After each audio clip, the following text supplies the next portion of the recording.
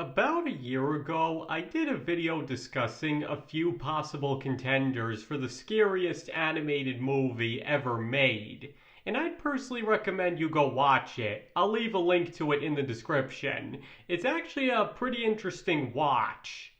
But one movie I didn't bring up in that aforementioned video that may just be able to go toe to toe with the movies I did mention is Monster House.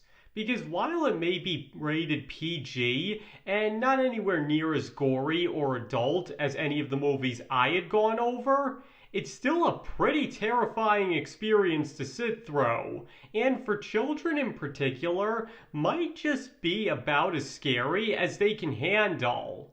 And today, I'd like to go over why exactly Monster House is so terrifying, and so much so that it barely skirts the line of being too much for most children to handle. And there will be major spoilers for this movie ahead, so in case you haven't seen it yet but would like to, I would highly recommend that you click off the video and come back to it another day. You have been warned. Okay, so before I get into it, I would just like to clarify that when I bring up children and their tolerances for being scared, I'm obviously only talking in very broad, general terms here. Because as I've stressed in other videos, obviously every single person is different, and how much horror they can handle is no exception. So while there are children out there who can watch even R-rated movies and not be scared at all, those are most definitely the exception, as most children do tend to scare more easily than adults because of their overactive imaginations. So once again, when I refer to children in this video, I'm only talking in very general terms here, and am referring more to your average kid rather than saying that this is how absolutely every child would feel. So with that out of the way, Monster House does not pull its punches when it comes to being a horror movie. I mean, I'm pretty sure this is scarier than quite a few conventional R-rated horror films out there.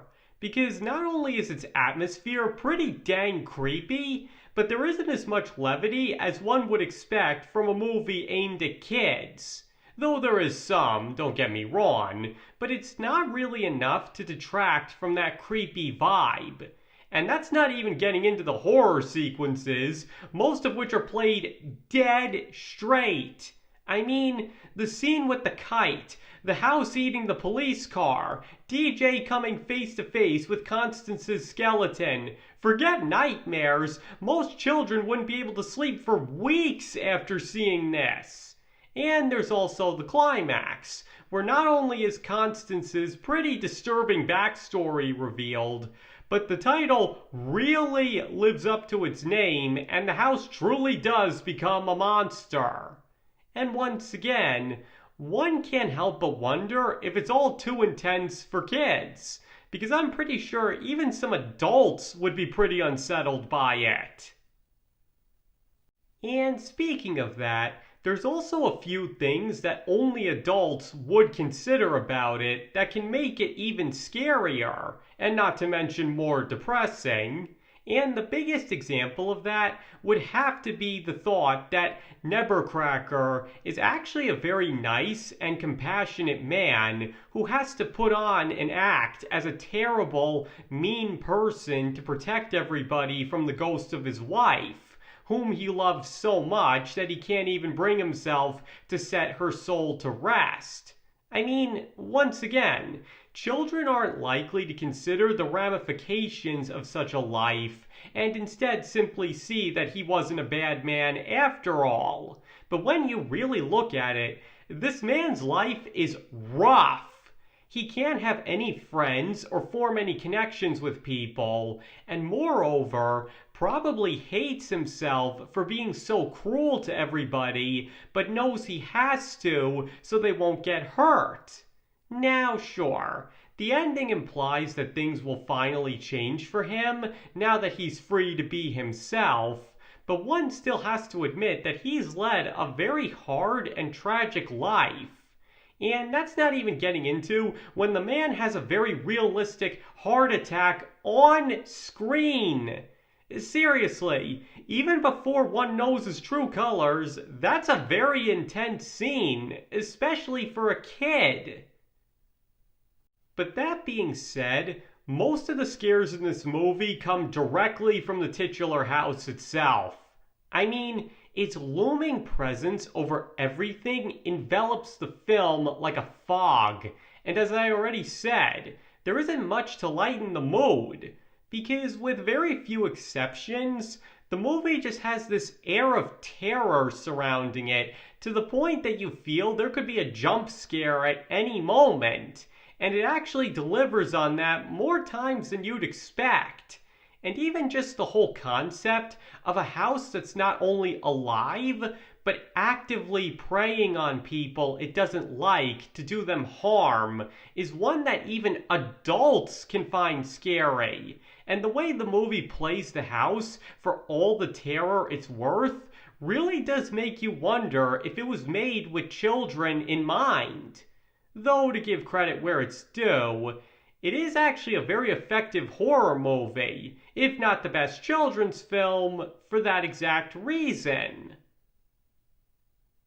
Because, to put it simply, the idea of a group of kids stumbling onto something and then discovering a dark secret in their exploring is a pretty tried and true formula, but this movie manages to pull it off better than most. And a major reason it works so well is actually because of its lack of levity and consistently creepy atmosphere.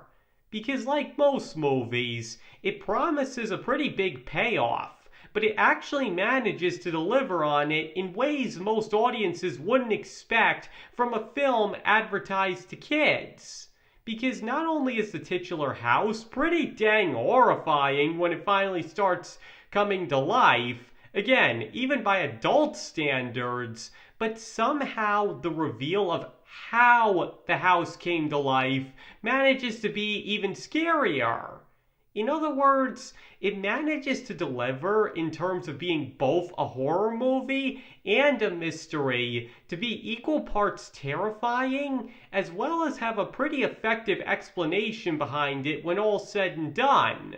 But once again, just because it's a surprisingly well-written horror movie doesn't mean it's exactly suitable for children. Because, as I just said, one honestly can't help but wonder if it's all too scary and intense for them, especially the younger ones.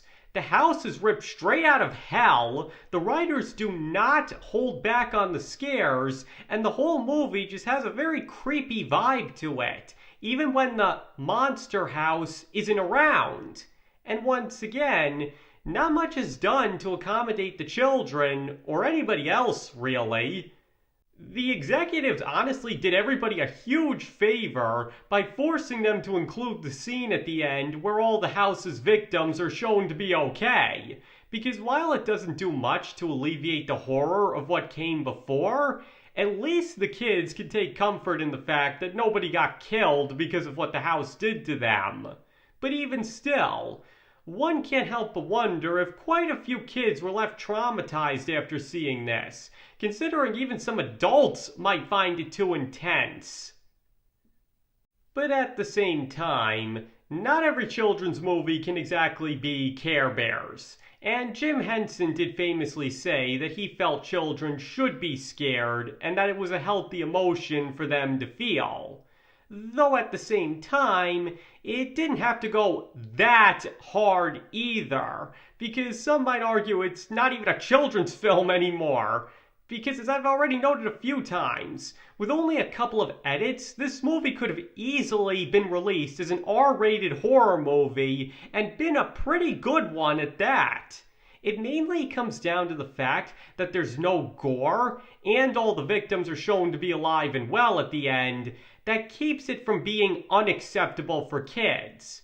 Though that doesn't exactly mean it's acceptable either. Because if we're just going by the mood this movie sets, as well as whenever the house comes to life, it could scare the pants off of anyone, regardless of their age. So, if nothing else, Monster House is a very effective horror movie. Maybe a little too effective, all things considered. Okay, I think that ends this video. So now I'd like to hear what you guys think. Do you believe that Monster House may just be one of the scariest children's movies ever made, and possibly too much so at that?